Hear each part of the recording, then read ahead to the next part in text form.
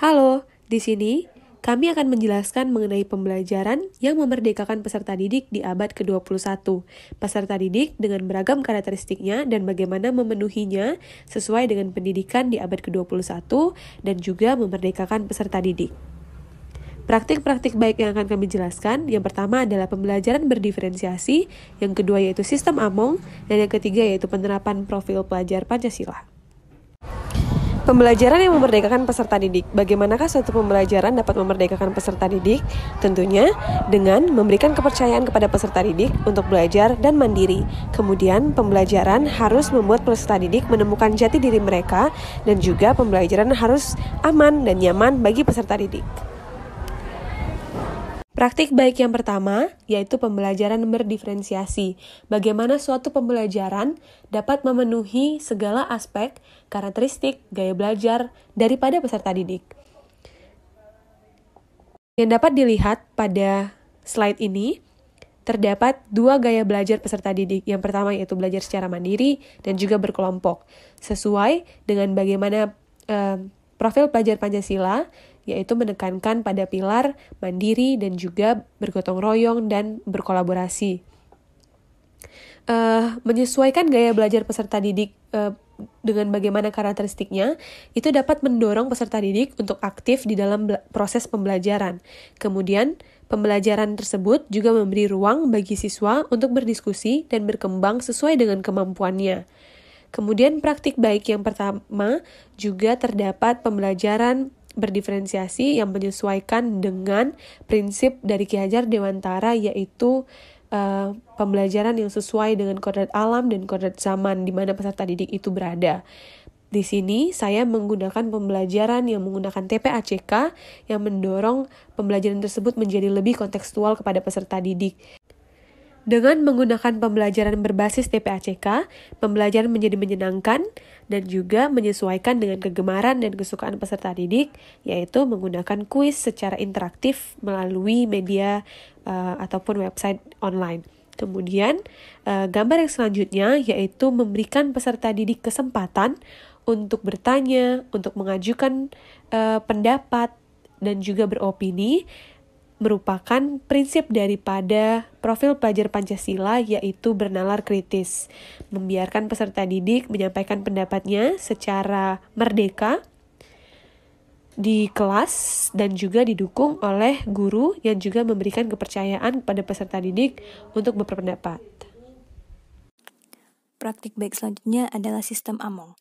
Sistem Among merupakan metode pengajaran dan pendidikan yang berdasarkan pada asih, asah, dan asuh atau care and education based on love.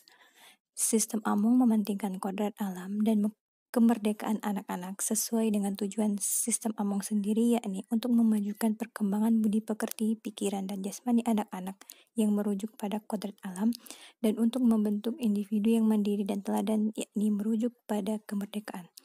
Dalam penerapannya, pendidik berperan sebagai fasilitator untuk memenuhi kebutuhan belajar peserta didik. Dalam hal ini, pendidik memberi ruang untuk bebas bertanya dan berkolaborasi dalam tugas kelompok. Proses belajar ini bertujuan memberi kemerdekaan dalam belajar. Selain itu, sistem Among juga merupakan pembelajaran dengan memberi contoh baik, menuntun dengan tulus, dan mengajar tanpa tekanan.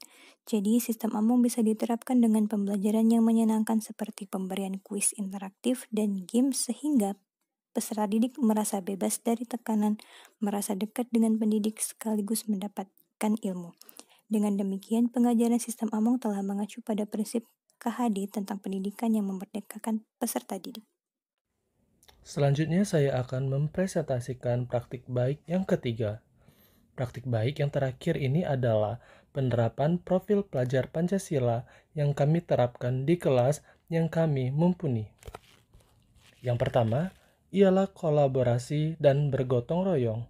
Di sini, peserta didik diajarkan untuk dapat berkolaborasi sesama peserta didik dengan cara kelompok. Pada kegiatan ini, peserta didik dibiasakan untuk dapat bekerja sama dalam menyelesaikan tugas-tugas mereka. Yang kedua adalah bernalar kritis. Para peserta didik mengevaluasi poin-poin yang telah mereka pelajari dengan mencantumkan semua yang mereka pelajari dalam bentuk mind map di papan tulis. Dan yang ketiga, kreativitas. Peserta didik dengan membuat tugas peserta didik menggunakan aplikasi Canva. Di sini, peserta didik dengan merdeka menggunakan desain yang mereka sukai. Yang keempat, beriman, bertakwa kepada Tuhan Yang Maha Esa, dan berakhlak mulia. Dengan melaksanakan doa sebelum melaksanakan pembelajaran, serta melaksanakan kegiatan-kegiatan keagamaan seperti pengajian di tiap Jumat pagi. Dan yang terakhir adalah berkebudayaan global. Hal ini muncul dari peserta didik itu sendiri yang menyukai budaya Korea dan guru menjadikan itu sebagai icebreaking dengan menggunakan yel-yel. Contohnya seperti kelas-kelas, lalu peserta didik menjawab dengan saranghaeyo. Meski demikian, kebudayaan global ini tidak semata-mata diserap oleh peserta didik. Begitu saja, mereka juga masih menjaga kebudayaan lokal dengan menyalami guru ketika bersapa dan juga merayakan Hari Guru. Adapun tantangan yang akan dihadapi dan solusi yang bisa diberikan dalam penerapan praktik baik yaitu pertama, kebutuhan peserta didik yang bervariasi. Hal ini disebabkan oleh latar belakang, karakter, dan kemampuan peserta didik yang berbeda-beda. Maka solusi yang bisa kami berikan yakni menerapkan pendekatan pembelajaran berdiferensiasi yang disampaikan oleh saudari Ana sebelumnya. Yang kedua adalah peserta didik belum terbiasa untuk menjadi individu yang mandiri. Hal ini disebabkan oleh tradisi belajar yang berpusat pada guru. Jadi peserta didik sulit untuk mengambil keputusan, enggan mengemukakan pendapat, serta hanya bergantung pada proses belajar di kelas sehingga tidak ada keinginan untuk mengeksplor diri. Solusi yang bisa kami berikan adalah penerapan pembelajaran yang berbasis keterampilan untuk menciptakan kemandirian dan meningkatkan pikiran kritis terhadap suatu fenomena. Hal ini bisa dilakukan dengan penerapan pembelajaran profil pelajar Pancasila seperti yang telah disampaikan oleh saudara Teddy. Yang terakhir, adanya kemauan rendah pendidik untuk perubahan karena hal baru dianggap memberatkan. Hal ini bisa terlihat pada isu-isu aktual yang masih terjadi seperti penerapan pembelajaran konvensional, pembelajaran tidak kontekstual dan monoton, dan lain-lain. Tentu saja tidak terjadi pada semua pendidik, apalagi pendidik yang memegang teguh prinsip belajar sepanjang hayat. Maka dari itu, mari kita tingkatkan motivasi diri untuk menjadi pendidik yang kompeten dan bisa menjadikan ilmu sebagai alat pengabdian baik bagi diri sendiri maupun masyarakat. Terima kasih telah menonton, semoga bermanfaat.